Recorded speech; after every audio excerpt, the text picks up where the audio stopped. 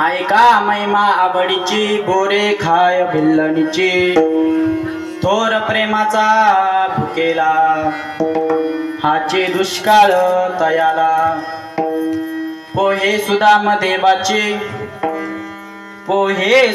देवाची फके मारे कोरडेची थोर प्रेमाचा भुकेला हाचे दुष्काळ तयाला न मने उच्चिष्टात्वा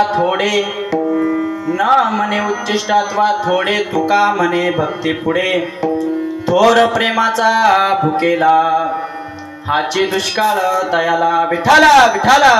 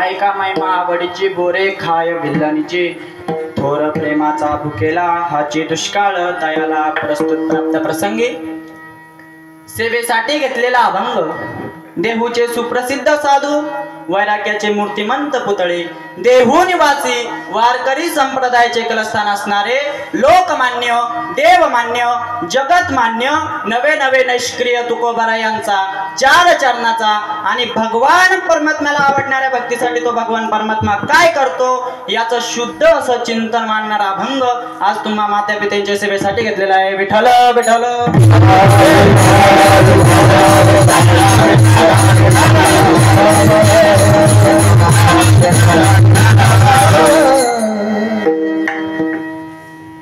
अभंगाचा सरळ अर्थ ऐकून ठेवा म्हणजे तुम्हाला कीर्तन ऐकायला जरासं सोपं जाईल. प्रस्तुत अभंगामध्ये जगद्गुरु तुकोबारे सांगतात ऐका महिमा आवडीची.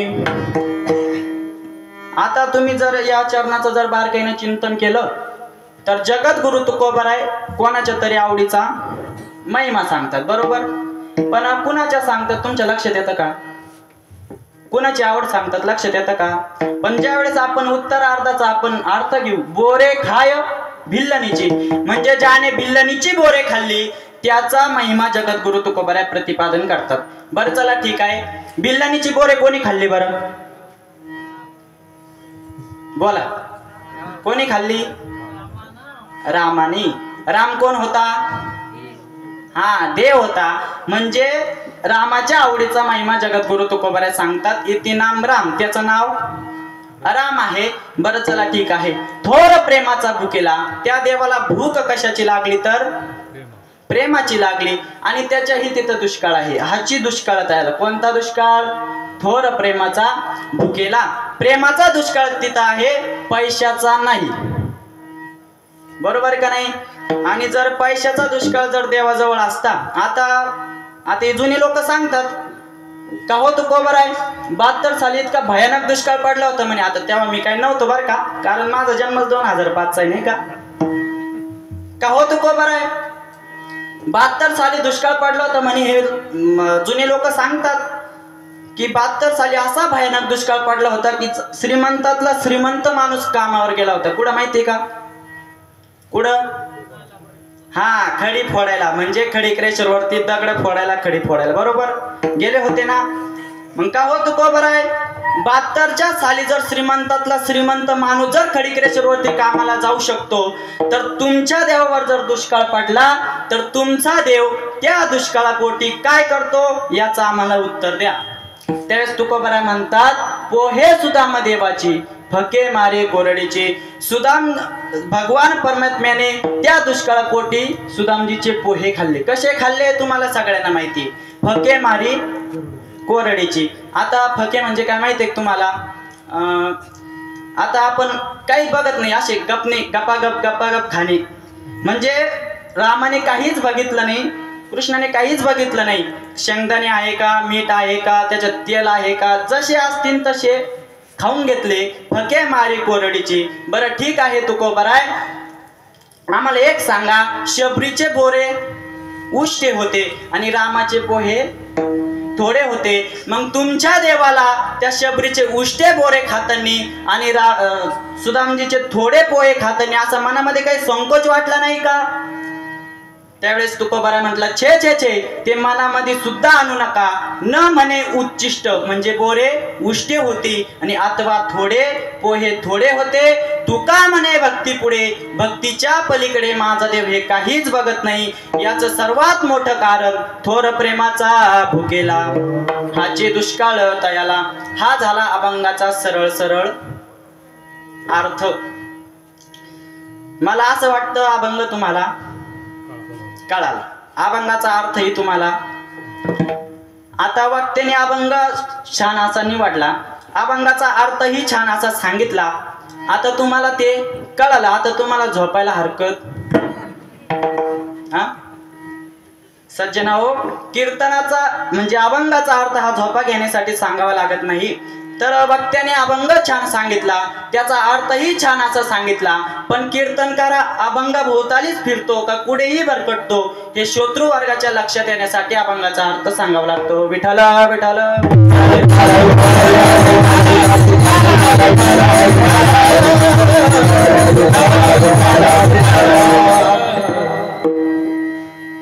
अभंगाला सुरुवात करण्या अगोदर ज्या प्रभू परमात्म्याच्या सत्तेने हे संपूर्ण ब्रह्मांड चालत आहे, वृक्षाची आपण हालेजाची सत्ता किंवा चाले हे शरीर कोणाची सत्ता,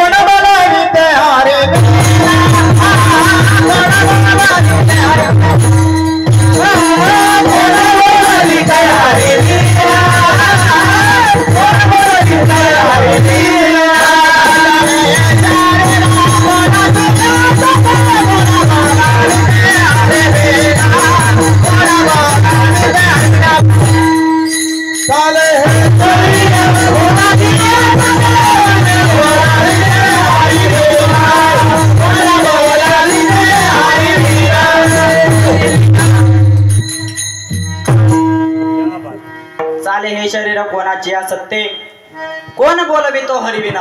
अशा त्या अखिल कोटी ब्रह्मांड नायकाला मी एकटाच नाही तर आपण सर्वजण मिळून एकदा वंदन करू. महायोग पीठे तटे समागत्य तिष्ठं समानंद कंदं परब्रह्मलिंगं भजे पांडुरंग. पांडुरंगाकारू प्रथम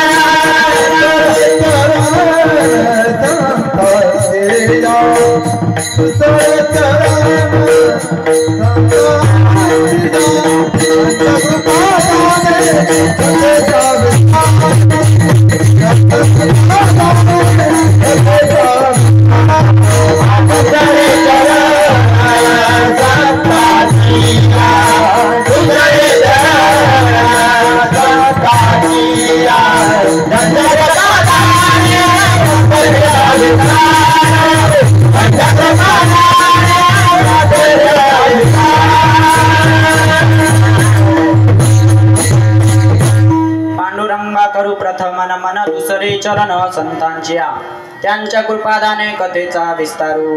बाबाजी सद्गुरु दास तुका लोकाभिरामं रणरंग धीरं राजीव नेत्रं रघुवंशनाथ. कारुण्य रूपं करुणाकरंतं श्रीरामचंद्रं शरणं प्रपद्ये। जेने धर्म जिताविलाची बळी तो संभाजी जानन वाळी, तया छत्रपतीच्या चरण कमळी साष्टांग नमन करीत असो। समचरण सरोजं सांद्र नीलांबुदावं जगननिहित पाणी मंडनं मंडनाना, तरुण तुलसी माला कंदरं कंजनेत्रं सदयत बलहासं विठ्ठलं चिंतयामि। नमो विठ्ठला राजया पांडुरंगा, नमो रुक्मिणी माऊली ज्ञान गंगा, नमो पुंडलिका नमो चंद्रभागा। नमस्कार माझा रुक्मिणी पांडुरंगा, जयांचे केले स्मरण होय सकल श्री विद्यांचे अधिकरण। तेच बंधू श्री चरण श्री गुरूंचे ते नमस्कारोनी आता, माझा हृदयी सद्गुरु जेने तारिलो हा संसार पुरु। म्हणून विशेष अत्या धरू विवेकावरी, सरस्वती माते द्यावी मज स्फुरती। येतो का कुलती तुझ लागे, गुरुर ब्रह्मा गुरुर विष्णू गुरुर्देव महेश्वरा, गुरुर साक्षात परब्रह्म। तस्मै श्री गुरुवे नमः। संपाद्य ज्ञानांच विदाय भक्तिं, विलोकितो येन समाधिराज वैराग्यवंतं सुविचारयुक्तं। नमामि जोगं शिरसा गुरुन्तं, मनोजवं मारुततुल्य वेगं जितेन्द्रियं बुद्धिमतां वरिष्ठं।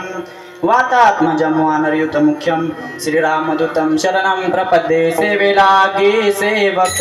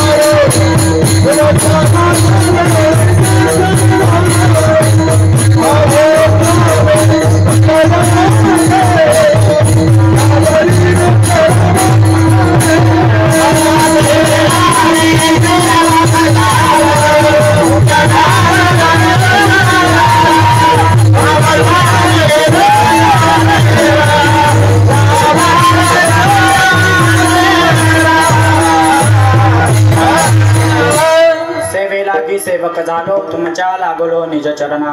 ओ स्वामी तुकया देवा यावरी न करावा वेरू। विठ्ठल विठ्ठल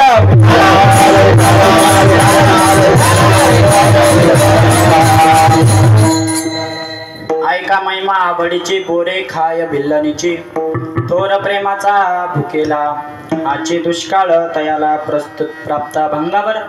चिंतन मांडण्याआधी आपण सर्वजण इथे किम कारण म्हणजे कशाचे निमित्ताने एकत्रित झालो सर्वांना माहीतच आहे। तरी वारकरी संप्रदायाच्या नियमाप्रमाणे व माझं वक्त्याचं आद्य कर्तव्य या न्यायाप्रमाणे परिहार द्यायचा तो असा। अखिल कोट ब्रह्मांड नायक प्रभू परमात्म्याच्या सत्तेने, तसेच ज्ञानोबराय तुकोबराय आदी करून सर्व संत महात्मांच्या आशीर्वादाने, तसेच अगस्त्य ऋषींच्या आशीर्वादाने, तसेच सर्व उपस्थित असणारे ज्ञानीजन गुणीजन गायक वादक टाळकरी माळकरी पेटी मास्तर भालदार चोपदार, त्यामध्ये सर्वजण आले। टाळकरी माळकरी माता भगिनी पिता वर्ग त्यामध्ये सर्वजण आले नाही का। टाळकरी माळकरी खाणारे पिणारे म्हणजे चहा कॉफी वगैरे पिणारे बरं का। या सर्व माता पितांचा दर्शनाचा योग मला प्राप्त करून दिला। असे सर्व अगस्ती भजनी मंडळ यांच्या सर्वांच्या विद्यमानाने आजची ही सेवा माझ्यापर्यंत आलेली आहे। भगवंत जशी सद्बुद्धी देईल तसे मी इथं बोलण्याचा प्रयत्न करणारच आहे। पण त्या अगोदर तुम्हा सर्वांना कळकळीची विनंती की चालू कीर्तनामध्ये कोणीही बडबड करण्याचा प्रयत्न करायचा नाही। जर तुम्ही बडबड केली ना, तुकाराम महाराज एका ठिकाणी सांगतात, कीर्तनी बडबड करील जो कोणी बेडूक होऊन येईल जन्मा। जर तुम्ही कीर्तनात जर बडबड केली तर तुम्ही पुढच्या जन्मात बेडूक म्हणून जन्माला येशाल। म्हणून चालू कीर्तनात बडबड करायची नाही। दुसरी गोष्ट म्हणजे चालू कीर्तनात झोपण्याचा प्रयत्न करायचा, आणि झोपायचंच असेल ना तर एकदम टेन्शन मध्ये झोप। आता झोपण्याचे अनेक प्रकार आहे नाही का। काही काहींची झोप सकाळी, जर आता रात्री बेडवर झोपला ना संध्याकाळी बेड खालूनच उठतो नाही का। आता एकाची तोंडवाशी झोप होती. कशी म्हणजे असा तोंड वासून झोपायचा. 2 जण होते, त्याच्यातून एकाची तोंडवाशी झोप होती. आणि ज्याची तोंडवाशी झोप होती ना त्याचा कीर्तनाचा 36 आकडा. म्हणजे त्याला कीर्तन अजिबात आवडत नव्हतं. आणि त्याचा जो मित्र होता ना त्याला इतकं कीर्तन आवडायचं तर बस एक कीर्तन सोडत नव्हता. मग तो ज्याची तोंडवाशी झोप होती त्याला म्हणे, गणपत चल म्हणे, भारत महाराजांचं कीर्तन आहे, कसं करत्या काय करत्या, येऊ म्हणे पाहून. आले दोघं कीर्तनाला.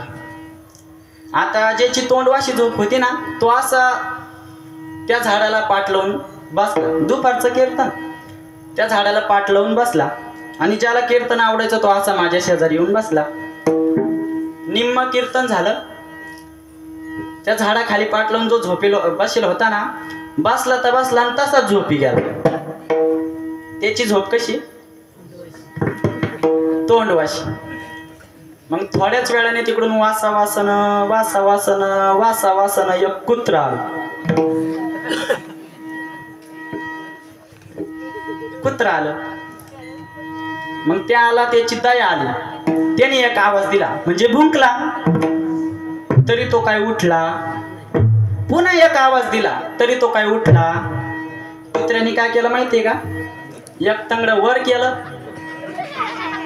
कार्यक्रम बजावून दिला आणि निघून गेला. नंतर हे 2 जण घरी गेले. जो इथं बसेल होता ना तो त्याला विचारतो, का रे कीर्तन कसं झालं. ते म्हणे, भारत महाराजांचं कीर्तन. अरे ते कीर्तन एवढं खारट झालं, एवढं खारट झालं का तुला काय सांगू. विठाल विठाल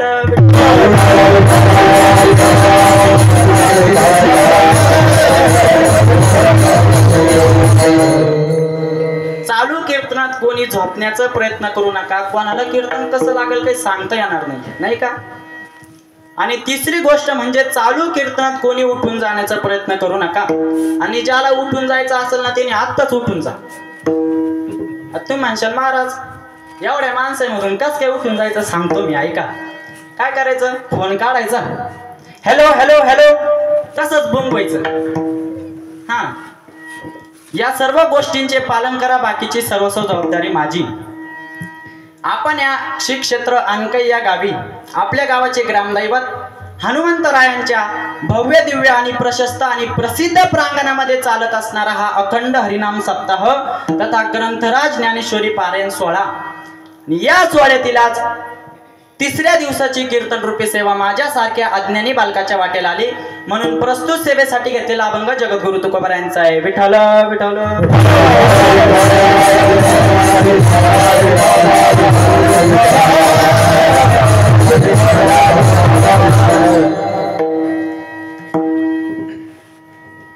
प्रस्तुत सेवेसाठी घेतलेला अभंग जगद्गुरु तुकोबारायांचा आहे.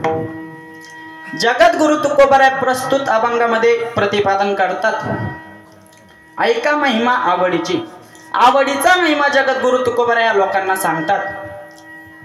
काही म्हणाले का हो तुकोबाराय, या देवांच्या आवडीचा मोठेपणा सांगून त्याच्यात आमचा काय फायदा. आता पहिले माणसं काय बघत्या, फायदा. तुकोबाराय म्हणाले, बघा या मृत्यू लोकांमध्ये जन्माला आलेला प्रत्येक जीव तो 84 लाख योनीमध्ये डिवायडेशन झालेला आहे. बाकीचे 83,99,999 योनी जर बाजूला टाकल्या तर एक योनी अशी आहे, ती म्हणजे मनुष्य देहाची योनी. आणि या मनुष्य देहामध्ये जन्माला आलेल्या प्रत्येकाला वाटतं की त्या देवाची आपल्यावर कृपा व्हावी. वाटतं ना. याच्या पलीकडे बोलू का. प्रत्येकाला वाटतं ज्याप्रमाणे सावता बाबाच्या घरी देवाला, ज्याप्रमाणे शबरीच्या घरी देवाला, ज्याप्रमाणे प्रल्हादाकडे देवाला, त्याचप्रमाणे एक दिवस तो देव आमच्या घरी यावा. वाटतं ना मावशी, वाटतं ना बाबा तुम्हाला, तो देव आपल्या घरी वाटतं ना. नाही वाटतं ना विनेकरी बाबा तुम्हाला, एक तरी दिवस तो देव आपल्या घरी. गायनाचार्य बाबा तुम्हाला यायलाच पाहिजे, नाही का. पण दत्त महाराज मला एक गंमत कळत नाही. प्रत्येकाला वाटतं तो देव एक दिवस आपल्या घरी, मग आपल्याला का बरं वाटत नाही एखाद्या दिवशी आपण देवाच्या घरी जावा. प्रश्न आहे का नाही.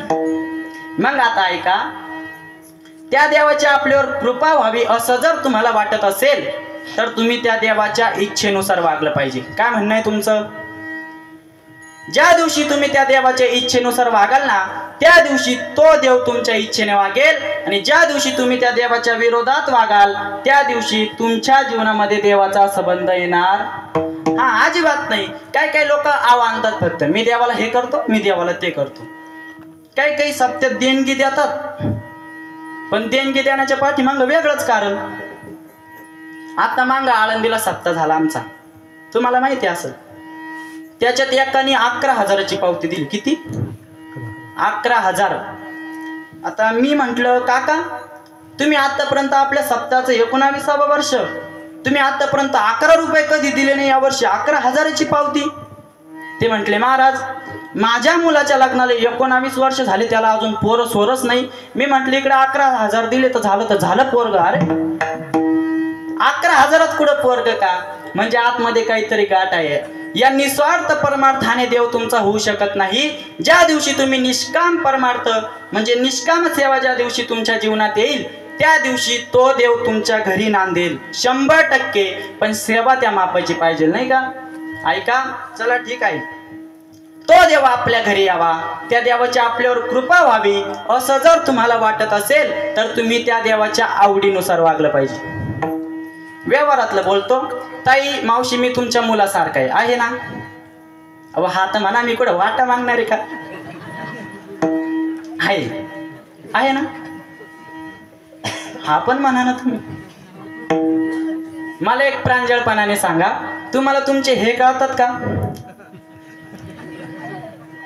हे कोण? बोला कोण? हे मिस्टर. बरं चला आपण मराठीतच कीर्तन करू, इंग्लिश नको, नाही का? तुमच्या पतीनं तुमच्यावर प्रेम करावं असं जर तुम्हाला वाटत असेल तर तुम्ही तुमच्या पतीच्या आवडीनुसार वागलं पाहिजे. काय म्हणणं आहे तुमचं? ज्या दिवशी तुम्ही तुमच्या पतीच्या म्हणण्यानुसार वागशाल त्या दिवशी तो पती तुमच्यावर जीवाच्या पलीकडे प्रेम करेल. फॉर एक्झाम्पल तुमच्या पतीला काळं वांग आवडतं, म्हणजे काळ्या वांग्याची भाजी आवडती, एवढी आवडती तर जीवाच्या पलीकडे. मग तुम्ही काय करायचं? 7-8 वांगे घ्यायचे, त्याच्या मस्त 4 खापा करायच्या, त्याच्यात मसाला भरायचा, मस्त तेलामध्ये परतायचे आणि एकदम मस्त एकदम खरखसट काळं वांग तयार करा आणि ते तुम्ही तुमच्या पतीला वाढा. तुमचा पती पहिलाच घास घेतो, खातो.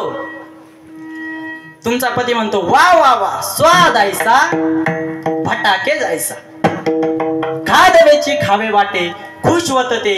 का खुश झाला? तुम्ही त्यांच्या आवडीनुसार वागले. आता याच्या उलट बोलू का? तुमच्या पतीला जर बटाट्याची भाजी आवडत नसेल तर तुम्ही कॉम्प्रोमाइज करायची. काही काही बाया लय हुशार, फ्रीज उघडलं 7 वांगे 3 बटाटे, म्हणे कालची एकादश झाली 15 दिवसात बटाट्याला मोड येतील. मग ते काय करत्या? वांग बटाट. बरोबर ना? आणि बटाटा खाल्ला का याला येतो वाद. पण बियाडलं की याच्या पहिल्याच घासात जर बटाट्याची फोड आली ना मग याची पोझिशन पहा. हे काय म्हणतं? बटाट कायला केलं? आधीच मा डोक्यात बटाटे झाले. महाराज तो रागावला. का रागावला? तुम्ही त्यांच्या विरोधात वागले. आता हे व्यवहारातलं सोडा. पाती लोक मिती पती, या मृत्यू लोकाचा जर पती कोण असेल तर तो जगाचा बाप प्रभू परमात्मा आहे. आणि तो जर आपला पती तो जर आपला बाप असला तर आपण त्याला जसं आवडल तसं आपण वागलं आवड देवाची ऐका तो प्रकार, नामाचा उच्चार नामाचा उच्चार देवाची ऐका तो प्रकार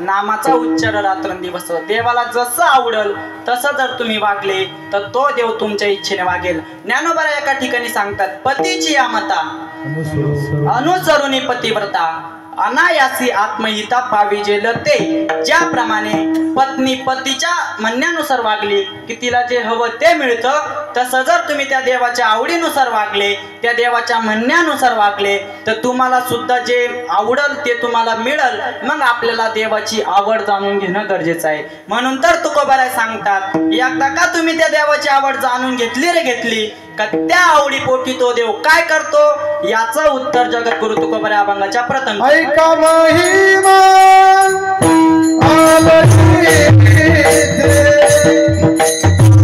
ऐका महिमा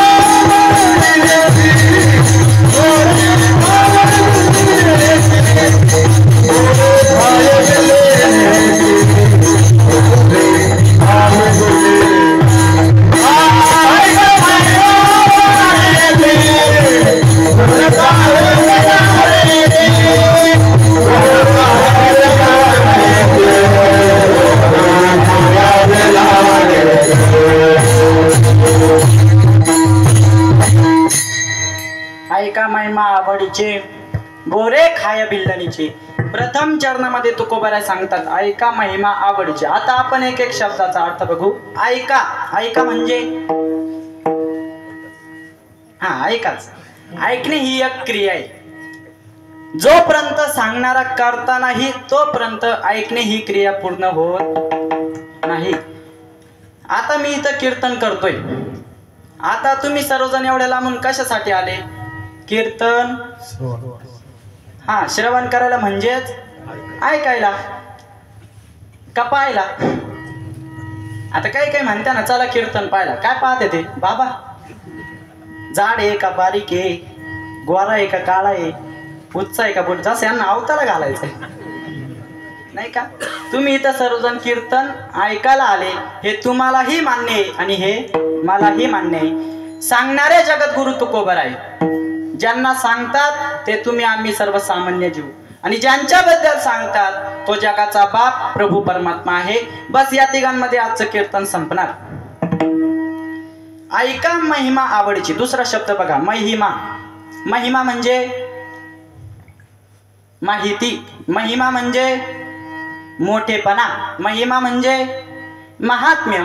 एखाद्या गोष्टीबद्दल म्हणजे एखाद्या गोष्टीची, एखाद्या वस्तू, एखाद्या व्यक्तीबद्दल जोपर्यंत आपल्याला तिचा महिमा कळत नाही तोपर्यंत आपल्याला तिची किंमत कळत नाही. काय म्हणणं आहे तुमचं?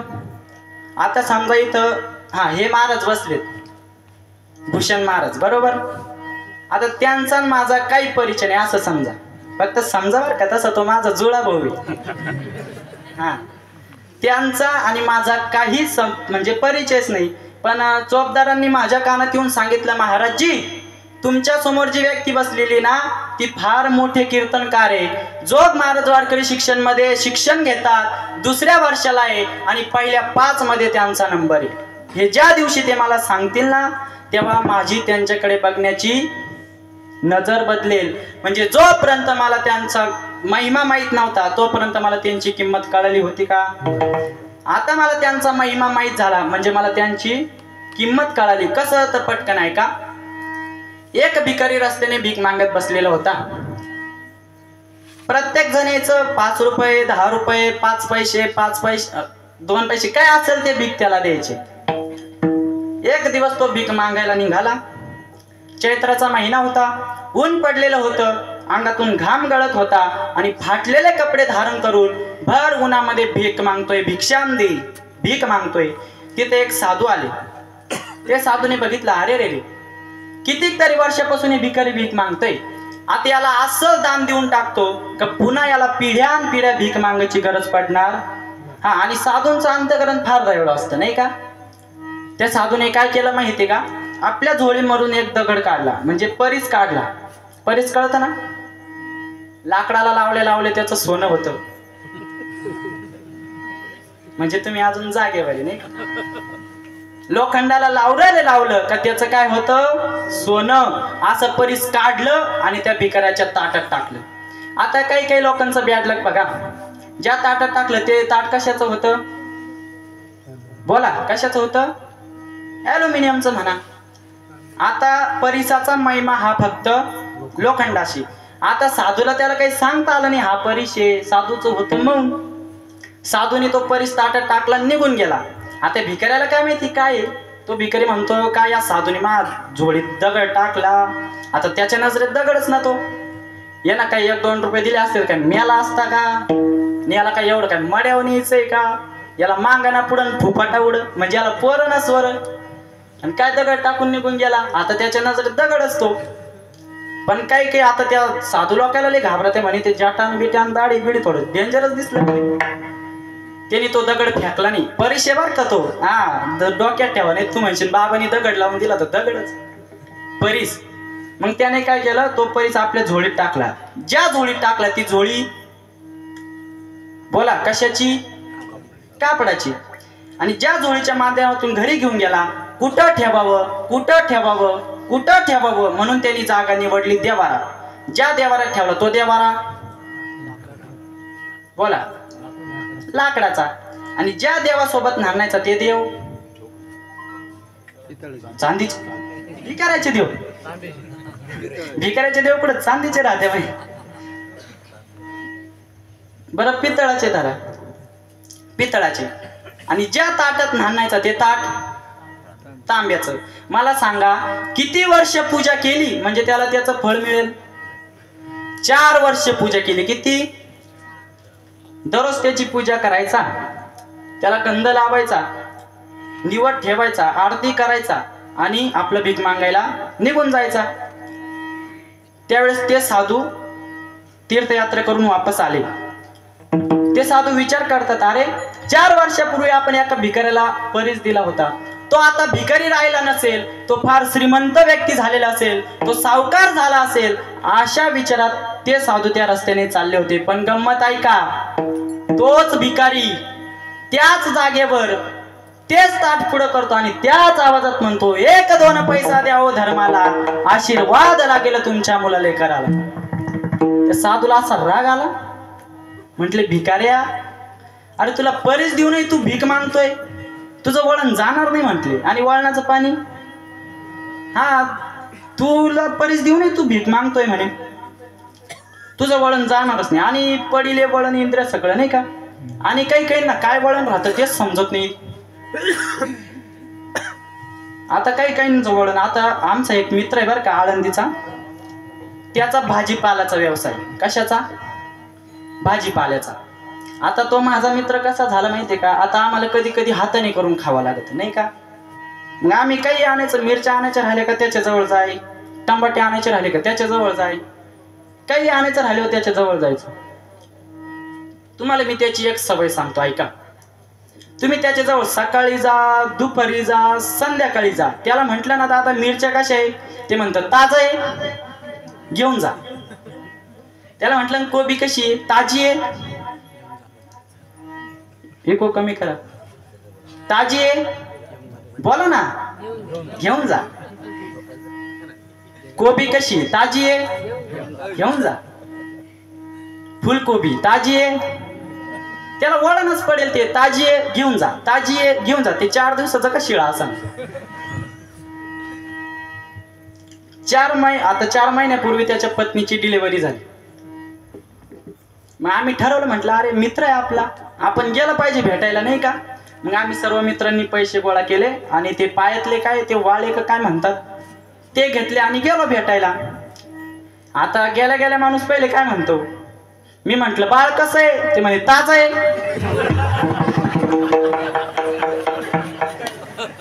पडिले वळण इंद्रिय सकाळी, एकदा वळण पडलं रे पडलं का ते जात. महाराज आता मांग आमचे म्हणजे लगातार कीर्तन चालू होते 7-8 दिवस मांग. पण पहिल्या दिवसाचं कीर्तन काहीतरी कारणास्तव रद्द झालं माझं. झोपच आहे ना, आता सवय पडेल राहते नाही का, 11 वाजेपर्यंत काही झोप येत नाही. पण काय झोपच आहे ना.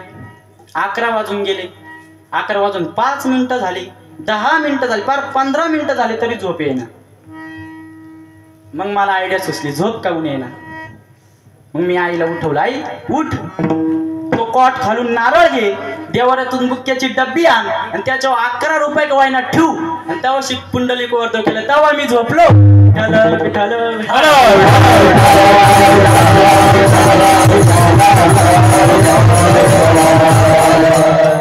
वळण पडलेलं असतं नाही का. त्या साधूला असा राग आला, म्हटले भिकाऱ्या, तुला भीक देऊनही म्हणजे तुला परीस देऊनही तू भीक मागतोय, वळणाचं पाणी वळणालाच जातं म्हणे. ते साधू लालबुंद झालेले त्या भिकाऱ्याला म्हणे, भिकाऱ्या, अरे तुला 4 वर्षापूर्वी मी एक परीस दिला होता, तो कुठे आहे म्हणे. म्हणे महात्माजी हे परीस काय असतं, आता त्याला माहीतच नाही ना. ते म्हणे, अरे 4 वर्षापूर्वी तुला एक दगड नव्हता दिला, दगड. म्हणे हा तो आहे ना, मी घरी घेऊन गेलो, तो देवारात ठेवला, त्याची दररोज पूजा करतो, आरती करतो आणि माझं भीक मागायला निघून जातो. साधूने डोक्यालाच हात लावला. साधू म्हणे, भिकाऱ्या, अरे दगड नाही, परीस आहे परीस. ते म्हणे, परीस काय असतं नेमकं. साधू म्हणाले, अरे हा जर तू लोखंडाला लावला रे लावला तर त्याचं सोनं होतं सोनं. असं ज्या वेळेस त्या भिकारीने ऐकलं ना, भिकारी जसा पळाला ना तसा अजून नाही आला. का बरं नाही आला, त्याला त्याचा महिमा कळाला, तेव्हा त्याची किंमत कळाली.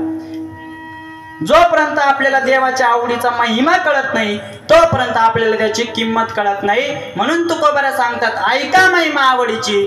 तुम्ही त्या देवाचा महिमा ऐका, मग त्या महिमेपोटी तो देव काय करतो, बोरे खाय बिल्लानीची बोरे खाल्ली. आता रामायण प्रत्येकाच्या घरात आहे ना. रामायण फक्त प्रॅक्टिकल चालू, महाभारत आहे. भाऊ भावाशी बोलत नाही. हा त्याच्याशी भांडतो, तो याच्याशी भांडतो. बरं चला, रामायण प्रत्येकाच्या घरात आहे ना. त्या रामायणामध्ये शबर नावाचा एक राजा होता. त्याच्या पोटी जन्माला आलेली एक कन्यारत्न, तिचं नाव शबरी. काही दिवसांच्या उपरांत शबरीचा विवाह ठरला. आता विवाह एकदम म्हणजे लग्न 8 दिवसावर आलं. सगळे पाहुणे आले, म्हणजे लांब लांबचे पाहुणे आले. आता अतिशय लग्न 2 दिवसावर आलं. सगळं झालं, किराणा झाला, सगळं सुपारी फुटली. आता अतिशय लग्न 1 दिवसावर आलं, म्हणजे लग्नाचा आगला दिवस नाही का, काय म्हणतात त्याला, हा हळदीचा दिवस.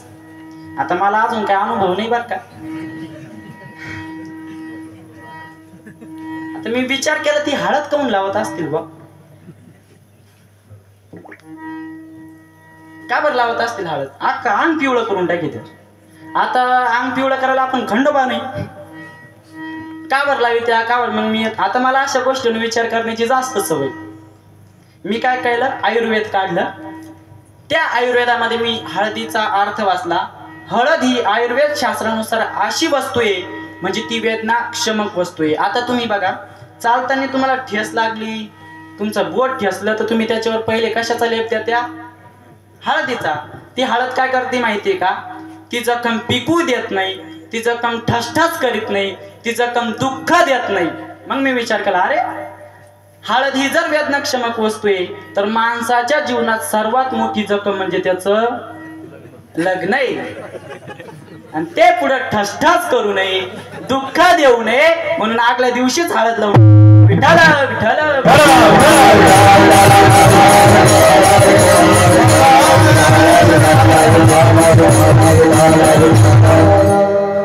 माझ्या नजरेने हे उत्तर निघालं, तुमच्या नजरेने काय निघतं पाहून घ्या. शबरीला हळद लागलेली, म्हणजे हळदीचा डाग लागला नाही का. शबरी त्या रात्री झोपली, पण न जाणो तिला 2 वाजेच्या सुमारास जाग आली. जाग आल्यानंतर तिनं बघितलं की आपल्या घराच्या पाठीमागे 100 बोकड्याची दावण बांधलेली तिनं बघितली. तिनं बाबाला हाक मारली, बाबा बाबा म्हणून हाक मारली. महाराज बाबा धावतच आले, कारण तोंडाचं पाणी पडलं. कारण आता दुसऱ्या दिवशी लग्न आहे, आणि आज आपली पोरगी आपल्याला आवाज देते, काय कारण असेल. आणि धाक असतो दादा, लग्न आहे ते नाही का, आपल्याला आवाज का दिला. कारण लग्नाच्या आगल्या दिवशी सुद्धा मुलगी म्हणू शकते मला स्थळ पसंत. महाराज परिणाम फार वेगळा होतो नाही का. आता काही काही मुली तर मेकअपला जाते तर तिकडच पळा त्या. आता या नगर जिल्ह्यामध्ये घोड्यानीच नवरदेव पळावला, तसा तो आला पुन्हा. पण काही लोकांमध्ये चर्चा, तोच पळाला का काय, तोच पळाला का काय. काही काही म्हणायचे घोड्यानी नवरदेव पळावला, काही म्हणायचे नवरदेवनी घोडा पळावला. लग्न आहे दादा, ते जोक नाही. शबरीनं आवाज दिला, बाबा धावत धावत आले. काय ग शबरी, एवढ्या रात्री का आवाज दिला. शबरी म्हणाली, बाबा मला तुम्हाला एक विचारायचं आहे. विचार ना शबरी, मी तुझा बाप आहे, तुम्हाला विचार, आणि पटकन विचार, कारण माझा आता जीव जायला बसला नाही का. काय विचारती, धाक आहे मनामध्ये. शबरी म्हणती, बाबा मला फक्त एक शंका विचारायची आहे, आपल्या घराच्या मागे 100 बोकड्याची दावण आहे, ती कशासाठी.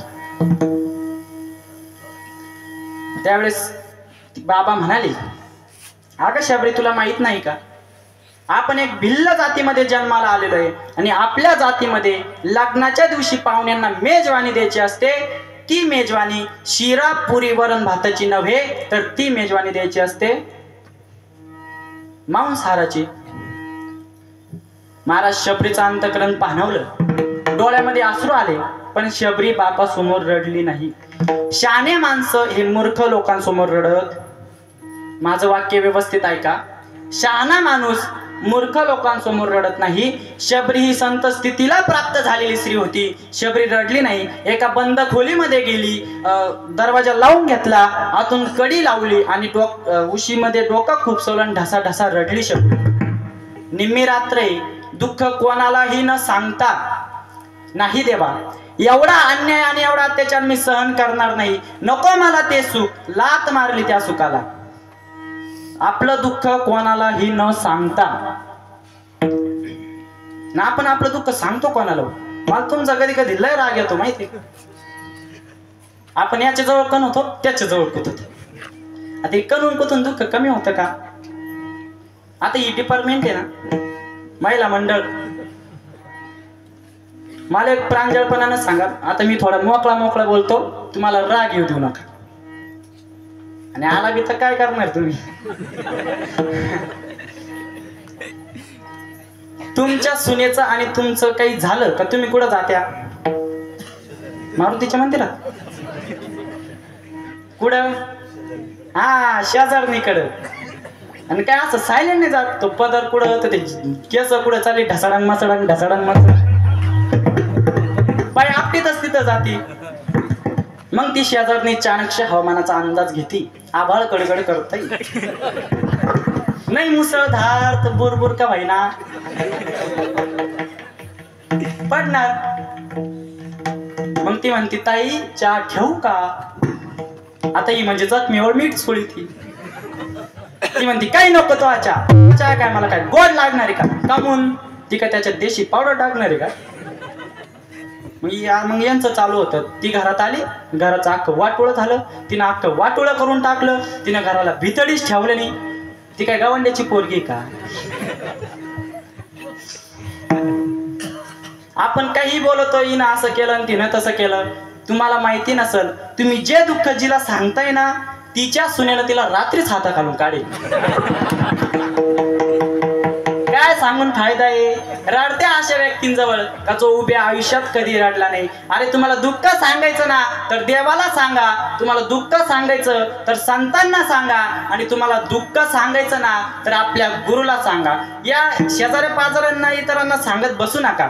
मी म्हणतो रडक्या व्यक्तींजवळ जाऊन जर रडलं तर तो आपले अश्रू पुशील आपले अश्रू. भनांगापाशी भनंग गेला, काय जेवून या तृप्त झाला नाही कळलं. भिकारी जवळ भिकारी गेला आणि तिकडून ढेकरं देत आलं म्हणे. खरंय का? थोडं गावरान बोलू का? उघड्यापाशी हा नागडं गेला. सारी रात उघड्यापाशी नागडा जाऊन झोपलं, ते गरमीनं पडेल का? आधीच ते उघडलं, त्याच्यात हे गरमही भेटेल का? सांगा बरं तुम्ही. तुम्हाला जर अहो या जगात सर्वजणच दुखी प्रामाणे नाही का? जो देखी सो दुखिया बाबा. जो देखे सो दुखिया बाबा, दुखिया कोई नहीं रे. जो देखे सो दुखिया बाबा, दुखिया कोई नहीं रे. जो देखे सो दुखिया बाबा, दुखिया कोई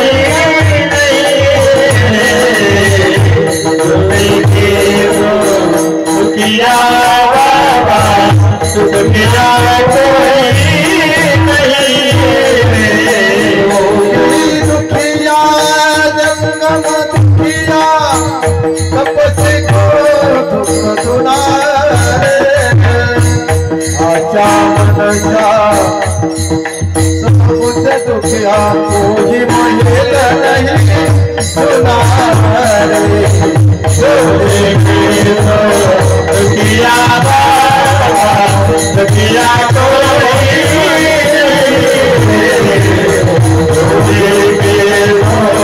दुखिया बाबा, दुखिया कोई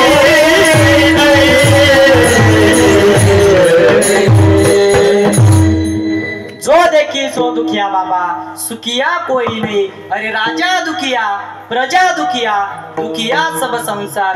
या जगामध्ये सर्वजणच दुखी आहे. मग सुखी कोण आहे? तर सुखी फक्त तो एक देव भगवान परमात्मा आहे. प्रमाणे बघा, सुख रूप ऐसा तुझा कोणाचा, सुख रूप ऐसा तुझा कोणाचा, माझा पांडुरंगा सारखा तो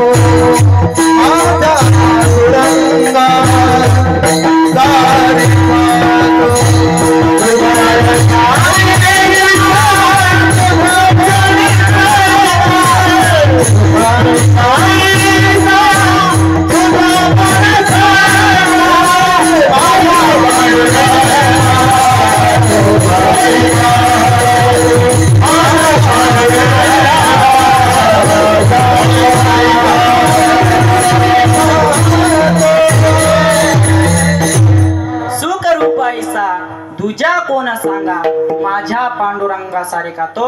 या जगामध्ये सर्वजणच दुःखी आहे, फक्त सुखी तो भगवान परमात्मा आहे. आणि तुम्हाला ते सुख जर उपभोगायचं असेल, ते सुख जर तुम्हाला प्राप्त करायचं असेल, तर तो एक देव तुम्हाला आपला केल्याशिवाय पर्याय नाही. आपला तो एक देव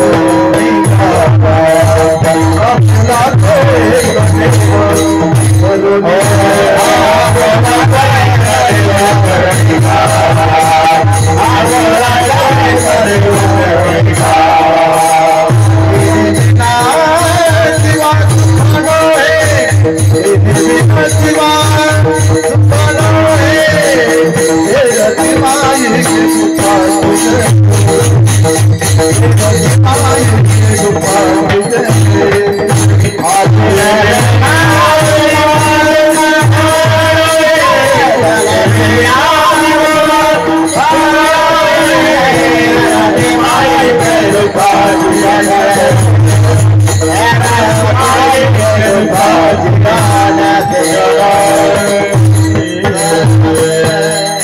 अतिशय गोड प्रमाण दिले. एकदा टाळ्या वाजवा त्यांच्या.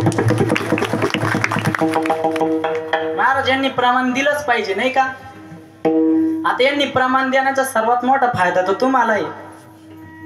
तुम्ही म्हणशाल आम्हाला काय फायदा बा. आता समजा तुम्ही जर झोपले, आता हे म्हणजे असे गपकन गागा त्या यांनी जर प्रमाण दिलं का तुम्ही लगे हा काय झालं म्हणजे तुम्ही जागे होत्या नाही का. आणि दुसरा फायदा म्हणजे आम्हाला सर्वात मोठा आहे, या लोकांनी प्रमाण देणं म्हणजे कीर्तनकाराला 2 मिनिटं विश्रांती देणं आहे. महाराज काय म्हणणं आहे तुमचं मला सांगा. 9 वाजेपासून तर 11 वाजेपर्यंत कीर्तनकार एकटाच बोलत राहिला, जगल तो? अरे 2 तास बोलून बोलून त्याच्या तोंडाला फेस येईल. फेस नाही ते पडल नाही ते मरल. तरी खालचे म्हणते हा काय कीर्तन झालं, मेलन ते काय कीर्तन. तुम्ही आम्ही खेळीमेळी गदा आरोळी आनंद नवे हा एकुल्याचा खेळ म्हणून मेळ मिळला. सजनाव अतिशय गोड प्रमाण दिलं. आपुला तो एक देव करून घ्यावा, तेने विना जीवा सुख नाही. शबरीवर दुःख आलेलं आहे आणि शबरी स्वतःच्या दुःखामध्ये त्या बोकड्यांच्या जीवाचा विठ्ठल विठ्ठल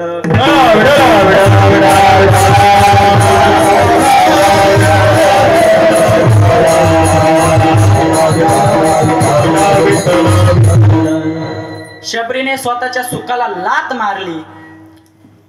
मारली आणि दुसऱ्याच्या सुखाचा विचार करते.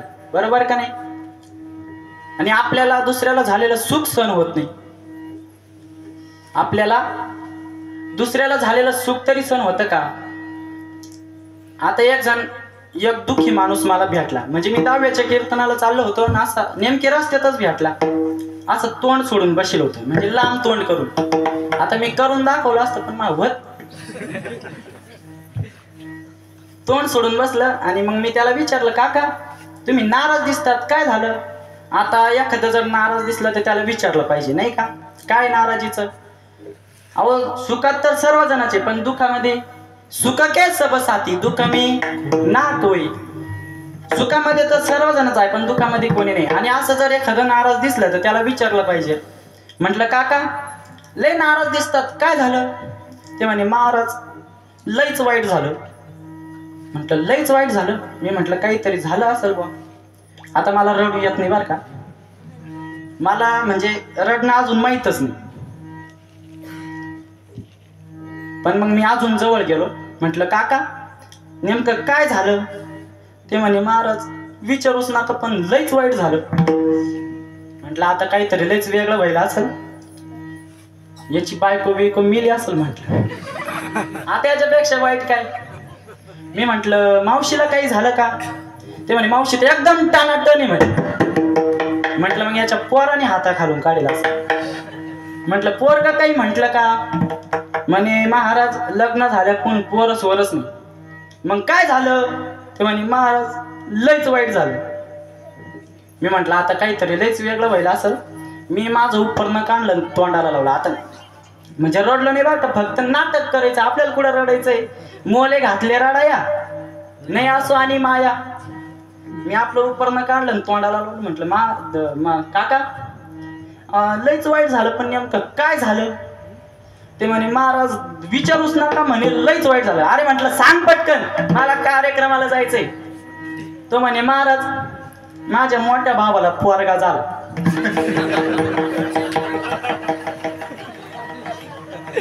अरे बावळाटा, तुला मोठ्या भावाला पोरगा झाला तर तू अख्ख्या गावाला पेढे वाटायला पाहिजे. आपल्याला दुसऱ्याला झालेलं सुख तरी सहन होतं का? अशी परिस्थिती आपली. पण अशा परिस्थितीमध्ये शबरी दुसऱ्याच्या सुखाचा विचार करते. काय ताकद असेल, किती मोठा संतप्त आहे. रात्री 2:30-3 वाजेच्या सुमारास पळाली ना शबरी. भयानक रात्र आहे. पळाली नाही, पळते ना, आपल्या शबऱ्या पळते पळात्या ग पळात्या. आपल्या शबऱ्या पळाल्या ना, तिकडून 2 कॅलेंडरच घेऊन येत. पप्पा म्हणते पप्पा मी आले. काय आले तू? मर ना तिकडच. अरे लय इज्जतीनं जगेल राहत्या तुमच्या आई बाप. तारुण्याच्या मतामध्ये तुम्ही काही करीत या. आतापर्यंत माझ्या बापाने कुणासमोर खाली मान घातली नाही, पण माझ्या वर्तणुकीमुळं माझ्या बापाला गावात उंच मान करण्याचा अधिकार राहिला नाही. मी म्हणतो अशाने जगायचंच नाही. काय म्हणणं आहे तुमचं? परत घरी यायचंच नाही. आता मी थोडा मोकळा मोकळा बोलणार आहे महाराज. मला ही भीडभाड अजिबात सहन होत नाही, नाही का? आपलं टार्गेटच राहत नाही बा, माझं कीर्तन तुम्हाला आवडलंच पाहिजे, तुम्ही मला पुन्हा तारखे दिल्याच पाहिजे. आमचं ठरलेलं गणित हीच गावचे 30 गाव. म्हणजे मी भिकारी का? तसं काय मनात आणू नका. अहो जे सत्य ते समाजाला सांगितलं पाहिजे ना, नाही का? शबरी पळाली. भयानक रात्र आहे. तिनं विचार केला आता भर तारुण्य अंगावरती आहे, आता कुठे जायचं? तिनं जागा निवडली. जंगलामध्ये गेली, दाट जंगलात गेली आणि एका झाडावरती कुट्या बांधली. खाली सुद्धा नव्हे, झाडावरती कुट्या बांधली. आणि ती खाली कधी यायची माहितीये का? पहाटे 3 वाजता ती खाली यायची.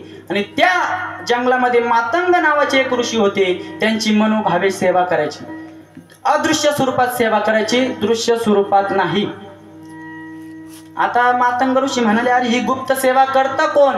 सगळ्या शिष्यांना विचारलं. हा म्हटला मी नाही, मी नाही, मी नाही. अरे मग करतं कोण?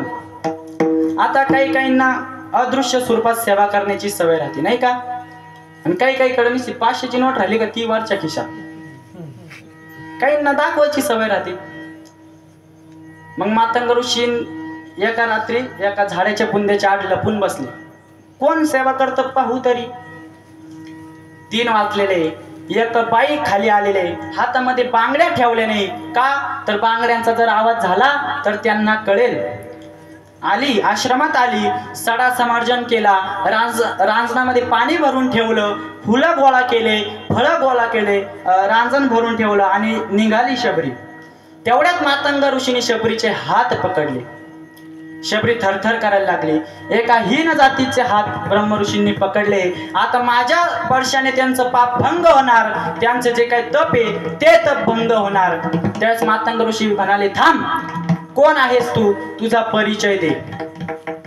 त्यावेळेस शबरीने मागचा सगळा वृत्तांत सांगितला. मी अशा राजाची अशी कन्या आहे, माझ्या संग असं घडलंय, सगळं सांगितलं. त्यावेळेस मातंग ऋषी म्हणाले वा, मी माझ्या जीवनामध्ये अशी स्त्री अजूनपर्यंत बघितली.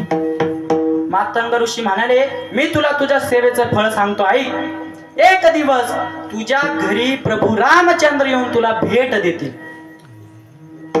त्या दिवसापासून शबरीच्या मनामध्ये एकच उत्कंठा, कधी माझा राम येईल, कधी मला भेट देईल आणि कधी या शबरीची कुटिया पावन होईल. जब वेद राम जी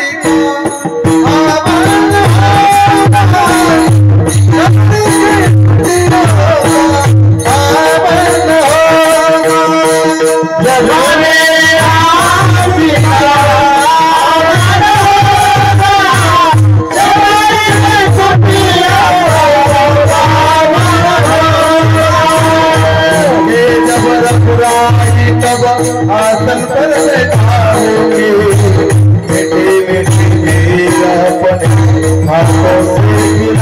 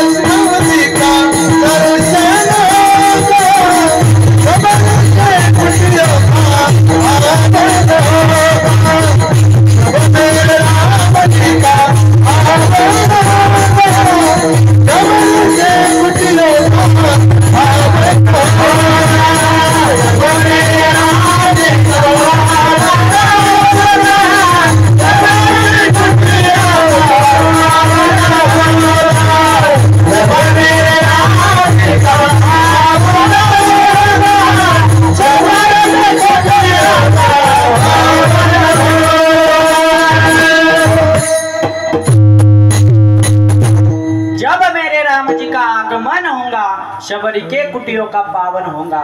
महाराज किती हजार वर्ष वाट बघितली शबरीनं. आता मी 1000 वर्ष का बरं बोललो? रघु राजा, अज राजा, दशरथ राजा, मग राम जन्माला येणार. किती म्हणजे किती पिढ्यानपिढ्या, किती 1000 वर्ष वाट बघितली. आणि आपल्याला कीर्तन असं 5 मिनिटं जरी पुढे गेलं ना तरी आपण कधी आवडतो बाबा, कधी आवडतो बाबा. आता मी 11च्या पुढे 1 मिनिट सुद्धा पुढे जात नाही, मला सवयची ती नाही का. पण जर एखादं खालचं जर म्हणजे म्हणतात बाबा थोडा अजून 5 मिनिटं चालू द्या, अजून 10 मिनिटं चालू द्या. एका ठिकाणी मी फक्त 7 मिनिटं वर घेतले. किती? 7. 5व्या मिनिटाला एक जण असा उठला आणि असा आवाज देतो चालला म्हणजे माणसांच्या मधून मधून. म्हटलं काका फक्त 2च मिनिटं थांबा, जय विठ्ठल करतो ना आवडतो. ते म्हणे आमची वेळ झाली, तो आता चालू दे. म्हणजे आपल्याला 2 मिनिटं सहन होत नाही. शबरीने किती 1000 वर्ष सहन केले, किती 1000 वर्ष सहन केले नाही का.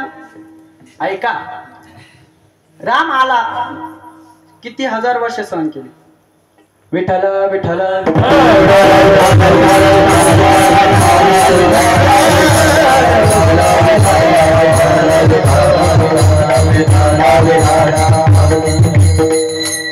शबरीची परिस्थिती ऐका. भर तारुण्य नष्ट झालेलं आहे, वृद्धापकाळाला पोचलेले, अंगावर सुरपुत्या पडलेल्या आहे, तरी मनामध्ये एकच, कधी माझा राम येणार. अजून परिस्थिती सांगू.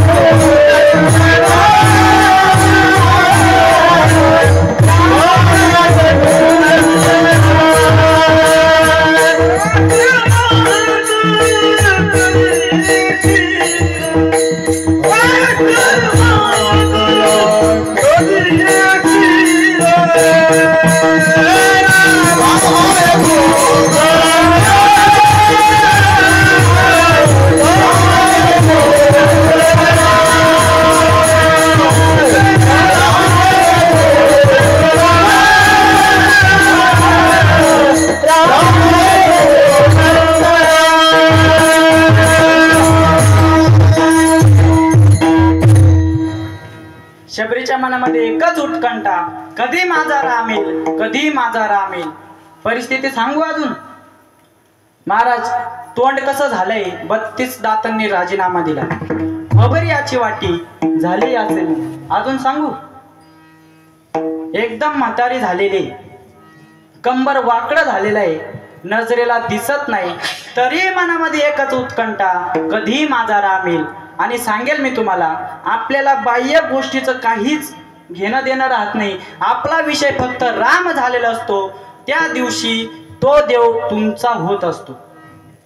शबरीच्या मनामध्ये कोणतीच लवरेशा राहिलेली नव्हती, फक्त मनामध्ये माझा राम येणार, माझा राम येणार, माझा राम येणार. ऐका, एक दिवशी अयोध्येचा सम्राट प्रभू रामचंद्र शबरीच्या घरी आले. त्यावेळेस शबरीनं आता रामाला बसवलं कुठं, आसन कसा मांडला, खायला काय दिलं, आता तुम्हाला सगळ्यांना माहीतच आहे. पहिले काय दिलं खायला? बोरे. ती बोरे आधी पहिले स्वतःनी चाकून बघितली, जी गोड असतील ती द्रोणात वाढली आणि ते प्रभू रामचंद्रांच्या समोर ती वाटी ठेवली. रामाने ते बोरे खायला सुरुवात केली. त्यावेळेस रामाने बघितलं, अगं शबरी, एक कुरणलेले बोर, एक कुरतडलेले बोर आहे, हे कोणाची उष्टे, कोणी करणले? शबरीला विचारताय राम. आणि शबरीच्या जागेवर जर मी असतो ना, मी म्हटलो असतो खा राम खा, ते पोपटानीच करंडली नाही का. पण शबरी खोटं बोलली नाही. शबरी म्हटले, रामा प्रभू हे बोर कोणी पक्ष्यांनी करंडलेले नाही आणि पक्ष्यांकडे काही एवढा वेळ नाही. हे बोर पोपटाने करंडलेले नाही. आणि पोपट काय करतो माहितीये का, गोड गोड खाऊन घेतो आणि आंबट ठेवतो. आणि आपण त्याच्यापेक्षा विचित्र, आपण काय म्हणतो, पोपटाने करंडेल द्या, पोपटाने करंडेल. अरे भाऊ त्यानं गोड गोड खाऊन टाकेल. शबरीनं सांगितलं, प्रभूजी हे कोणी पक्षाने करंडलेले नाही, हे मी स्वतः माझ्या मुखाने कुरंडलेले रे.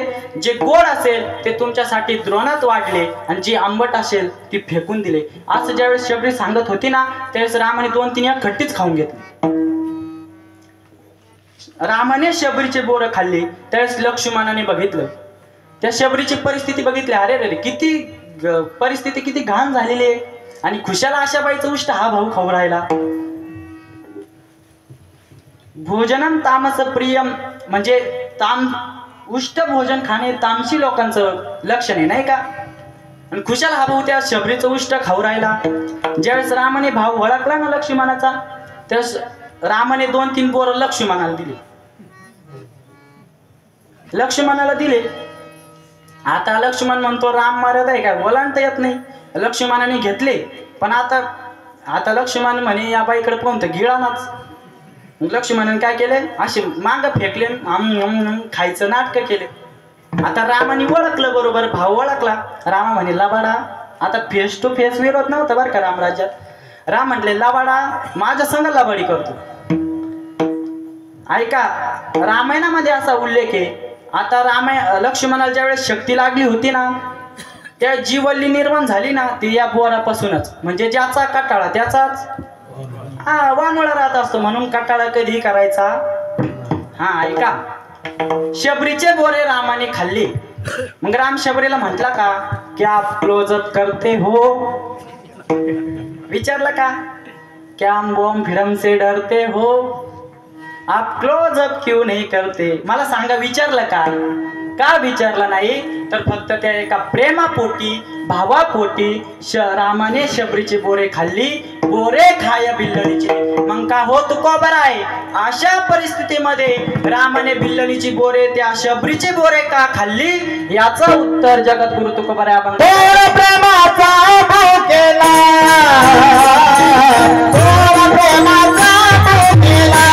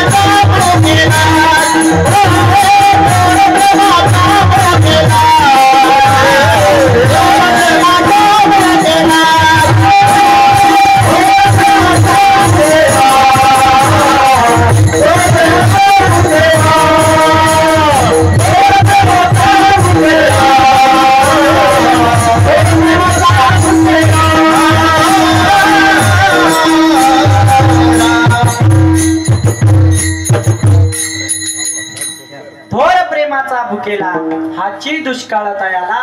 तो देव फक्त प्रेमाचा भुकेला आहे. तो देव फक्त भावाचा भुकेला आहे. तो देव पैशावाल्याचा मोकळं बोलतो. पैशावाल्याला राग येऊ देऊ नका.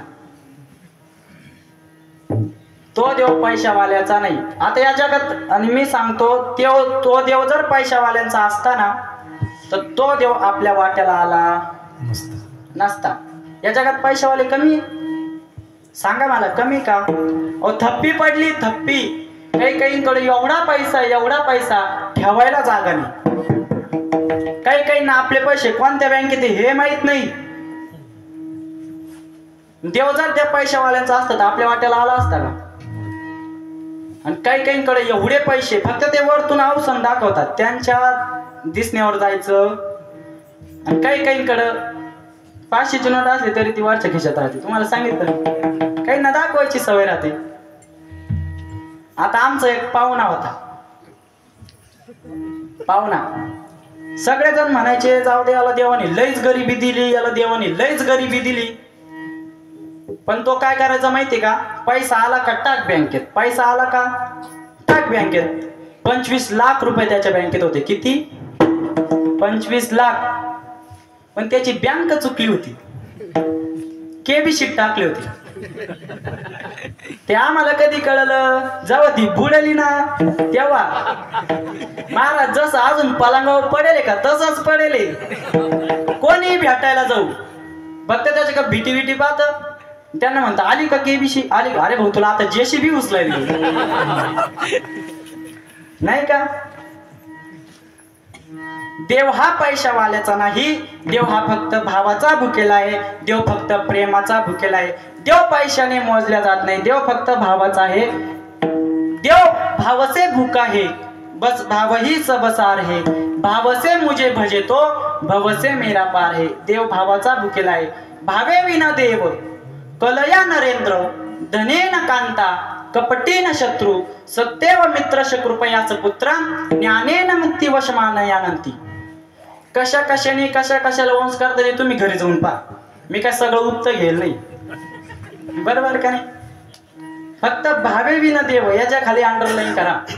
भावाशिवाय देवाला आकळता येत नाही. आणि तुम्हाला जर देवाला आकळायचं असेल तर तुमच्या समोर भाव लागतो. प्रमाणे करतळे आवाळे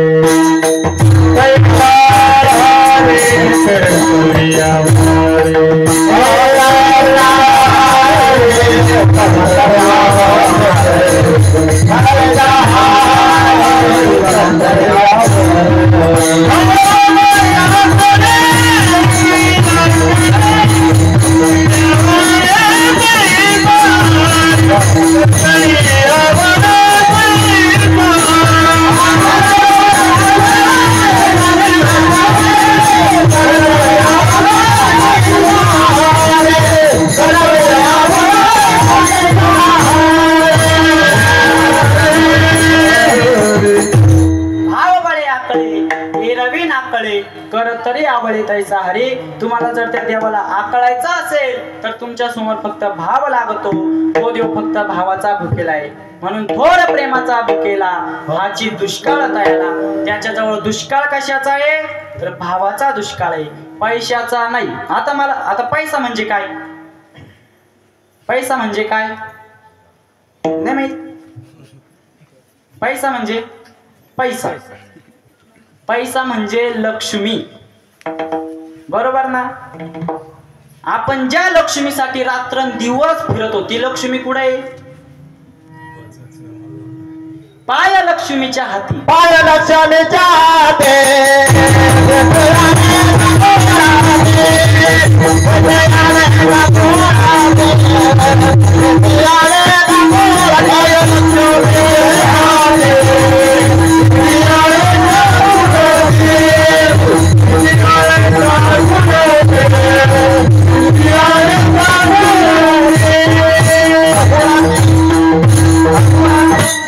लक्ष्मीच्या हाते तिशी यावे का पुढते. आपण ज्या लक्ष्मीसाठी रात्रंदिवस फिरतो ती लक्ष्मी कुठे आहे? देवाच्या चरणाजवळ. देवाची चरण सेवा ती करते.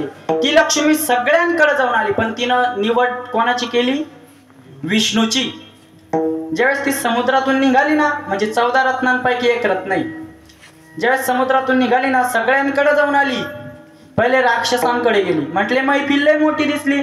कोणी पिऊन पडेल तर कोणी हुसत्या घालीत तर कोणी एकमेकाला शिव्या देत. लक्ष्मी तिथं राहिली महाराज राक्षसांकडे जाती पण राहत नाही हे महत्वाचं आहे. सोडून दिला राक्षसांना. नंतर ब्रह्मदेवाकडे गेली. कोणाकडे? म्हणे हे थोडं विचित्रच दिसतंय म्हणे. ते काय म्हातार व्हायल जटा बिटा आणि दिसतं बुजगावण्यावानी.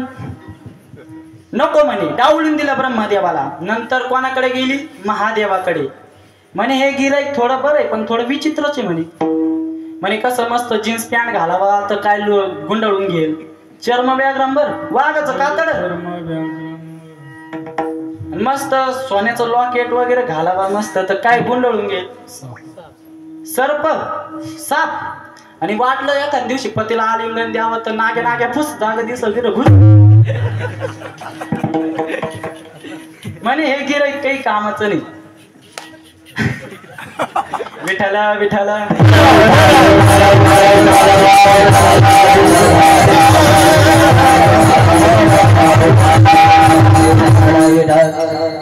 एक गिराईक काही कामाचं आणि राहत पुढं तर म्हणे म्हसून खाई आणि वरचा बुचाडा काय नाही बांधेल नागाच्या पिल्लानी आणि कानामध्ये कसे गोड कुंडल घालावा तर इंगळ्या टांगून घेईल. राहत म्हसून काही मध्ये आणि मित्र कोण? भूते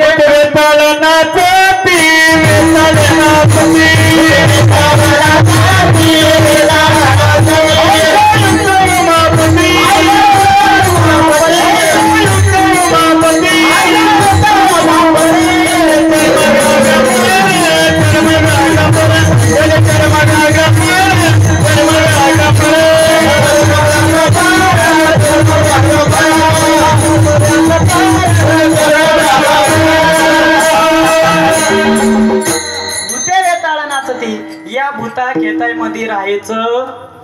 डावलून दिलं महादेवाला. मग ती कोणाकडे गेली? विष्णूकडे. म्हणे हे गिरक एकदम बरे म्हणे शांताकारम भुजंग शयनम. मस्त शांत भुजंगावर शयन केलेलं एकदम मस्त क्षीरसागर मध्ये टाकाडबुंग मध्ये पडलेलं. हाताला मळ नाही पायाला मळ नाही एकदम मस्त गिरक म्हणे. लक्ष्मी हार घेऊन जाणार टाकणार तेवढ्यात विष्णू भगवान परमात्म्याने मान फिरवली. लक्ष्मी म्हणाली स्वामी तुम्ही माझा स्वीकार का करीना? मला तुमची फार गरज आहे. त्यावेळेस विष्णू भगवान परमात्मा म्हणाले अगं लक्ष्मी तुला माझी गरज आहे पण मला तुझी नाही ना. बरोबर का नाही? त्यावेळेस लक्ष्मी म्हणाली स्वामी मला तुमची फार गरज आहे. मला तुमच्या चरणाजवळ जागा द्या कारण सगळं सुख तुमच्या चरणाजवळ आहे.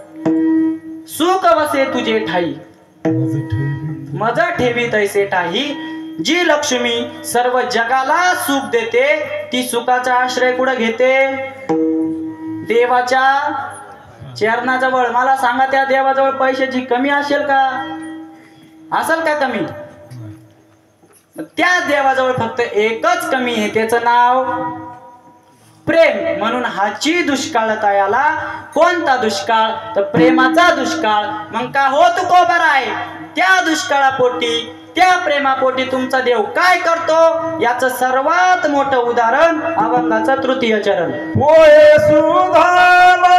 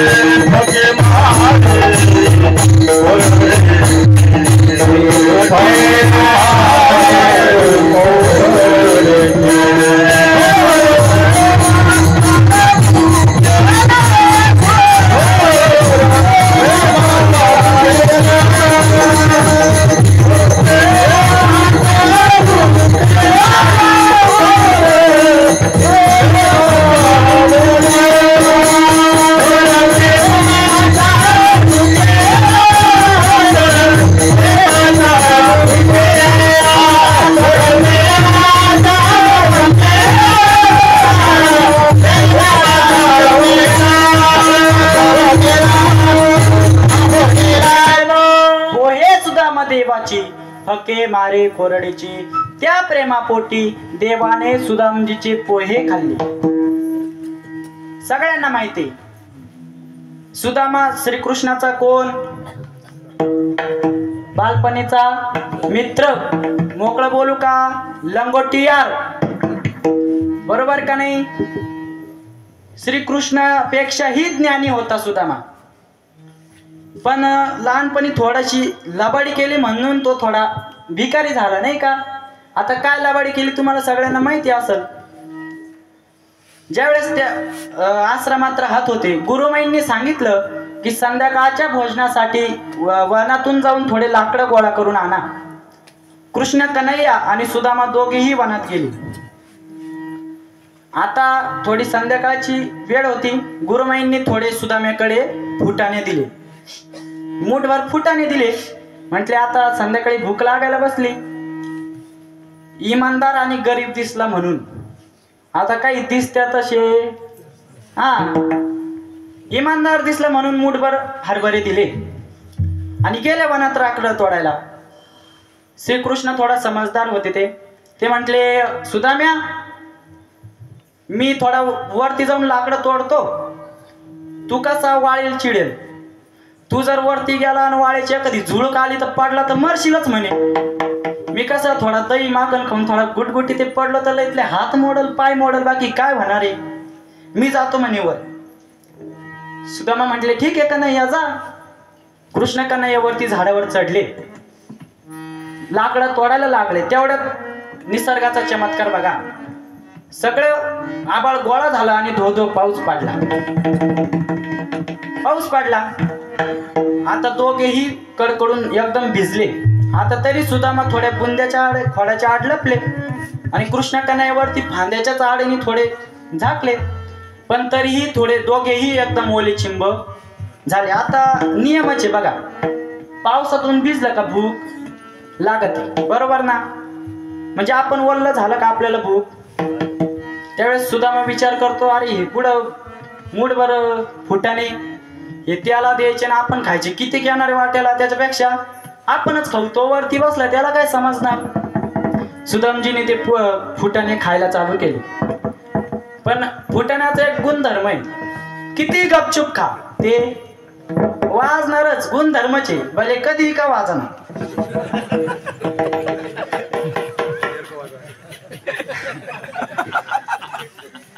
विठ्ठला विठ्ठला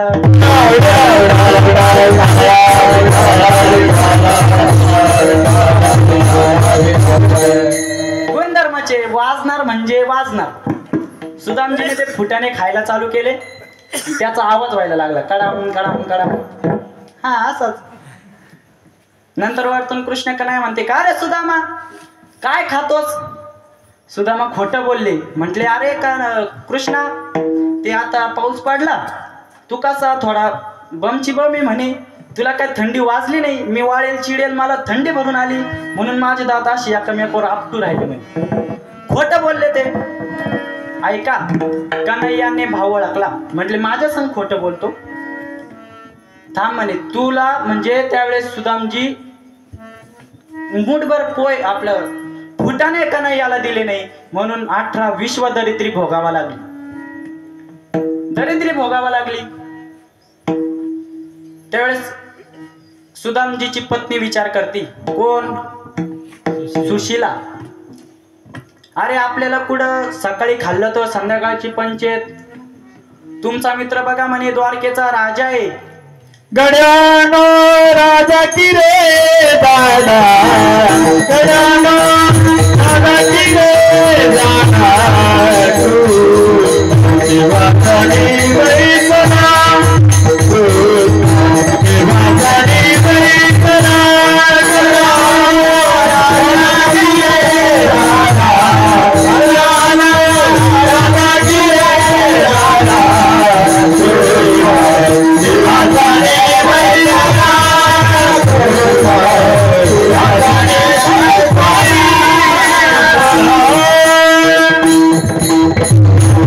बघा म्हणे तुमचा लहानपणीचा मित्र सिंहासनावर बसलेला आहे, हजारो दास दास्यात त्यांची सेवा करते आणि आपण इकडं सकाळचं खाल्लं तर संध्याकाळची पंचायत अंगावर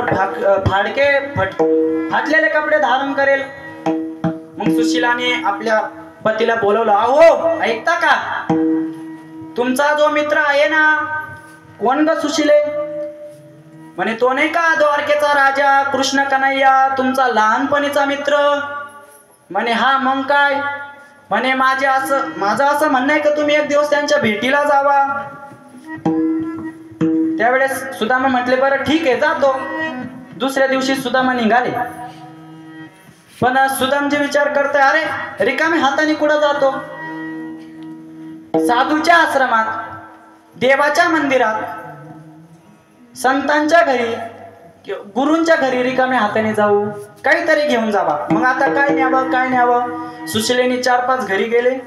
दगडी पोहे, पापड पोहे, काळे पोहे, गोरे राहते ना, 7-8 प्रकारचे पोहे गोळा करून आणले. एका फाडक्या लोगड्यात असे बांधून दिले. गेले सुदामा घेऊन गेले. तेवढ्या द्वारपालांनी अडवलं. सुदामा म्हणतो, अरे द्वारपालो, उस कन्हैया से कह दो किधर पे सुदामा गरीब आ गया. अरे द्वारपालोने त्या कृष्ण कन्हैयाला सांगा. तसे द्वारपाल म्हणते, अरे तू कोण आहेस? अरे मी तुमच्या कृष्ण कन्हैयाचा मित्र, बालपणाचा मित्र, त्याचा लंगोटी. अरे म्हणे काही नको बोलू. म्हणे आमचा राजा एवढे श्रीमंत, सिंहासनावर बसलेले, हजारो दास त्यांची सेवा करतात, आणि तू कुठं फाटेल कपडे धारण करून आला म्हणे, आणि स्वतःला म्हणतो त्यांचा मित्र. तू कोणच्या अँगलनी मित्र आहे? ते भूमची भूम आणि तू अगरबत्तीच्या. कुठं मित्र म्हणे? अरे तुम्ही जाऊन तर सांगा. त्यावेळेस त्याच्यातलं एक द्वारपाल कृष्ण कन्हैयाकडे गेले. महाराज की जय हो, बोला काय आहे? स्वामी, एक कोणतरी भिकारी आपल्या दारावर आलेला आहे. तो तुमचा मित्र सांगतो भिकारी आहे, फाटलेले कपडे धारण केलेले आहे, आणि तुमचा मित्र सांगतो, विशेष बालपणाचा मित्र सांगतो, आणि नाव मात्र सुदामा सांगतो. जशी कृष्ण कन्हैयाने ऐकलं, जशी सिंहासनावरून उडी मारली, पळत पळत पळत पळत पळत पळत पळत द्वारपालावर गेले. सुदाम्याला कडकडून मिठी मारली. सुदामजी को देख कर शाम हसे, सुदामजी को देख कर शाम हसे, सुदाम हसे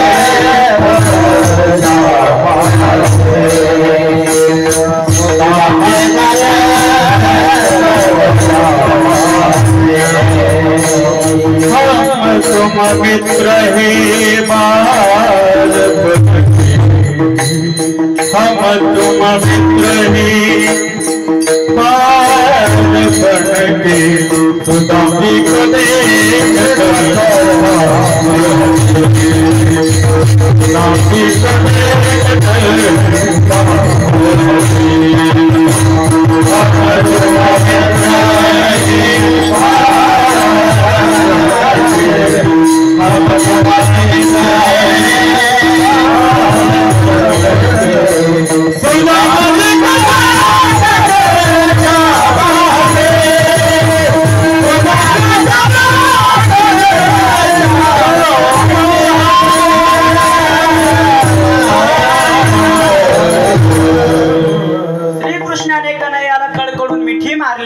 आपल्या स्वतःच्या आसुरीने सुदामजीचं शिर वल्ल झालेलं आहे.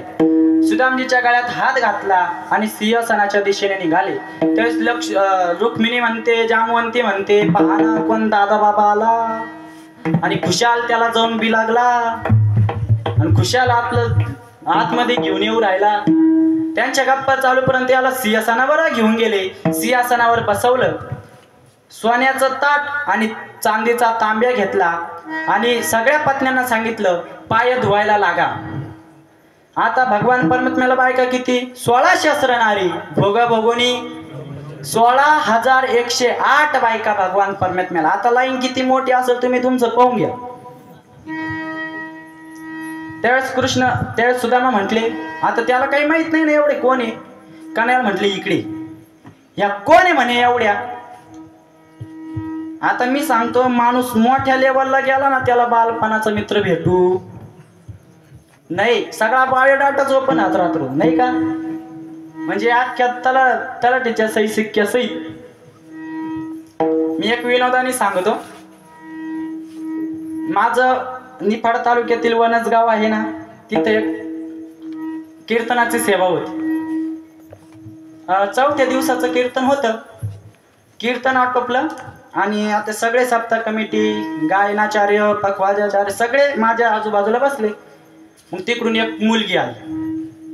आता कडेवर पोरग होतं. आता मग बाई म्हणावं लागेल नाही का, जोपर्यंत पोरं सोर नाही तोपर्यंत मुलगी, आणि एकदा का पोरं सोर झाले का बाई अशी आली.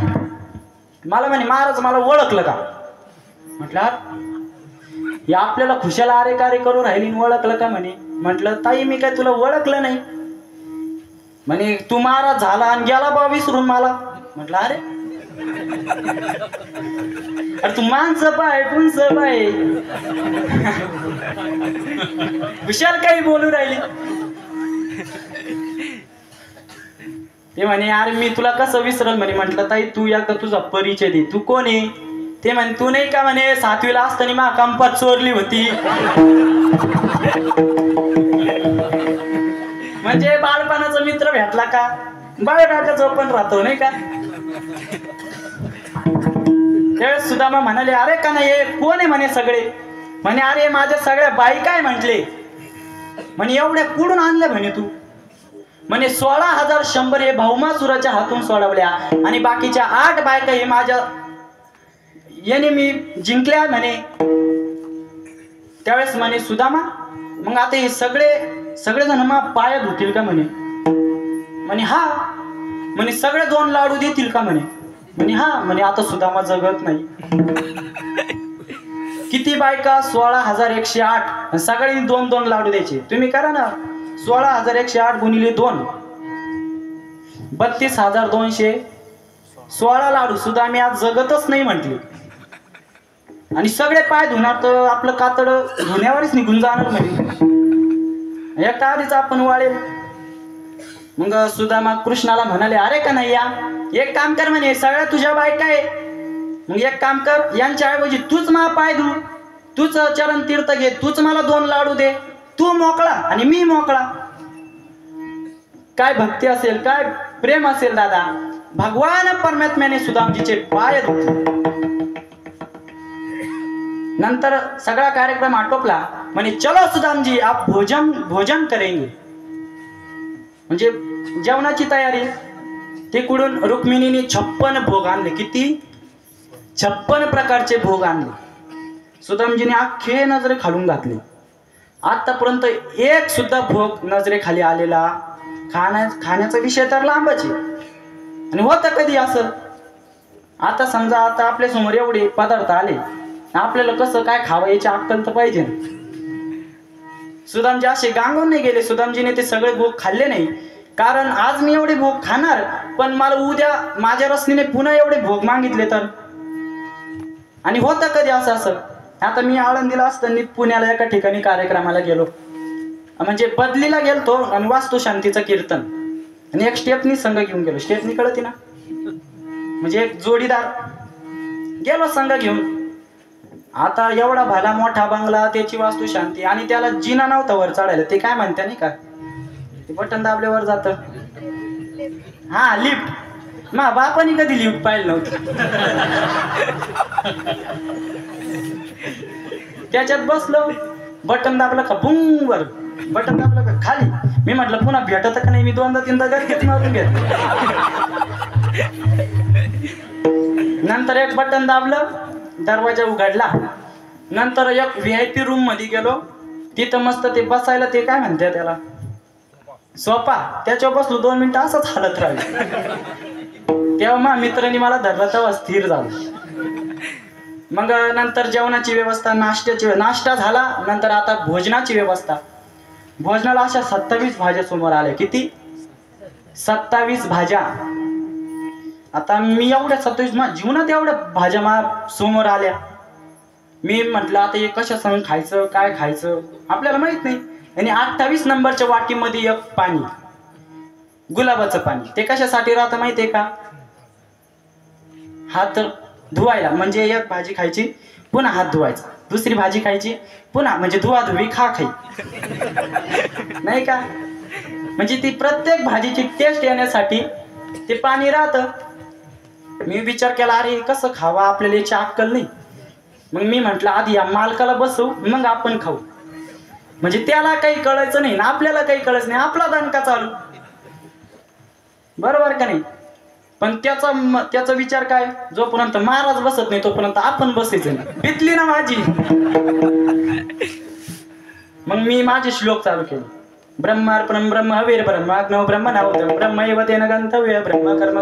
तरी तो बसाना, श्लोक संपून गेले. नंतर मी गीता चालू केली. धर्मक्षेत्रे कुरुक्षेत्रे समवेतायुस्तवा मामका पांडवाचैव किमकुर्वत संजय. पार एक अध्याय झाला, 2 अध्याय झाले तरी ते बसाना. ते म्हणायचं अजून किती, म्हटलं अजून 18 अध्याय भाऊ. ते तर काही बसानाच. आणि तो माश्यासारखा होता का, त्याने तर पहिल्याच घाटात घाटा घाटा घाटा घाटा अख्खं पाणी पिऊन टाकलं. अख्खं पाणी पिऊन टाकलं. म्हटलं अरे बाबा ते प्यायचं नाही राहत म्हणे, तुम्ही गप बसा म्हणे.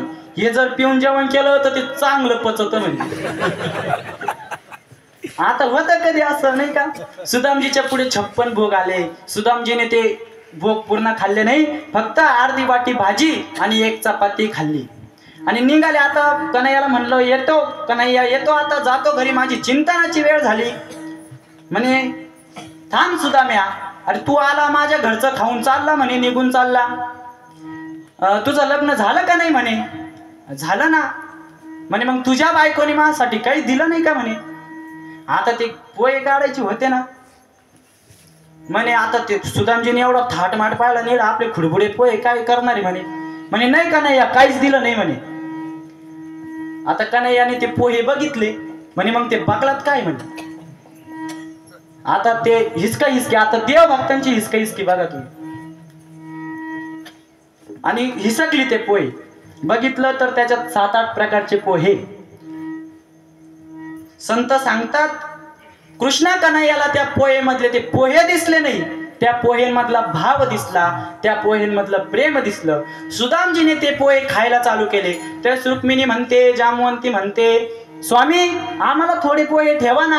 आणि नका नका, तुम्ही श्रीमंताच्या पोरी, उगाच तुमचे पोट दुखतील म्हणे. कृष्णा कन्हैयाने सुदामजीचे पोहे खाल्ले. पोहे सुदाम देवाची, फके मारे कोरडीची. का हो तुको बराय. शबरीने म्हणजे शबरीचे पोहे उष्टे ते रामाने खाल्ले आणि सुदामजीचे पोहे थोडे होते ते कृष्ण कन्हैयाने खाल्ले. मग का हो तुको बराय. त्या देवाला शबरीचं उष्ट खाताना किंवा सुदामजीचे थोडे पोहे खाताना मनामध्ये काही संकोच वाटला नाही का. याचा उत्तर जगद्गुरु तुकोबराय अभंगाच्या 4थ्या चरणात.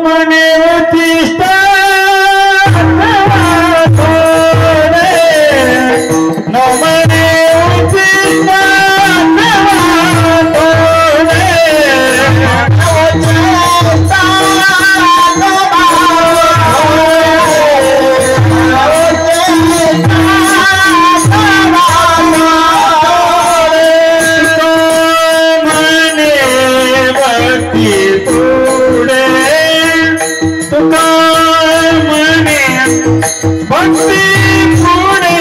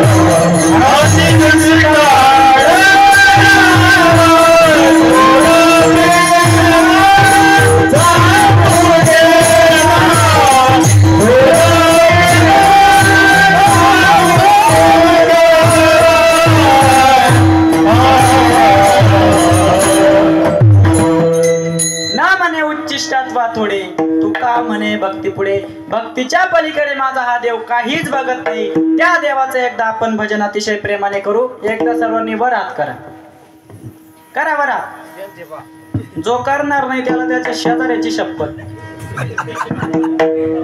केले का वर? असेच राहू दे, आम्ही चहा पिऊन येतो. ढोपार कुमारी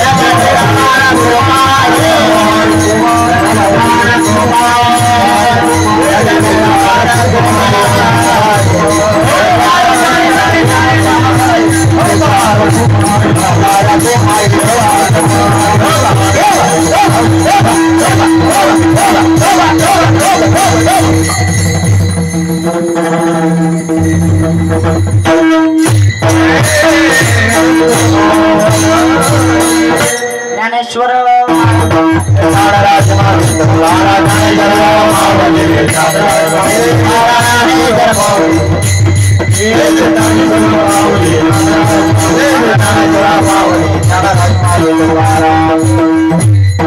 Thank you. विठ्ठल जय जय विठ्ठल.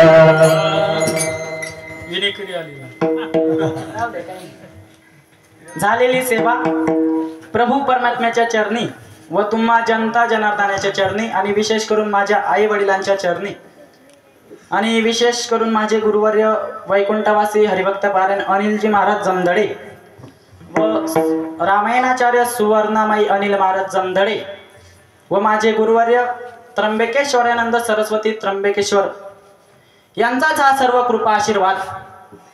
यांच्याच कृपेने सर्व हे काही बोललो हे सर्व त्यांचंच. जे काही चुकलं असेल ते माझ्या आज्ञेने बालकाच्या दोष आणि जे काय बरोबर असेल हा त्यांचा कृपा आशीर्वाद. आपले दत्त महाराज ते माझ्या गायनाला साथ केली त्यांना धन्यवाद. रामेश्वर महाराज तुम्हालाही धन्यवाद.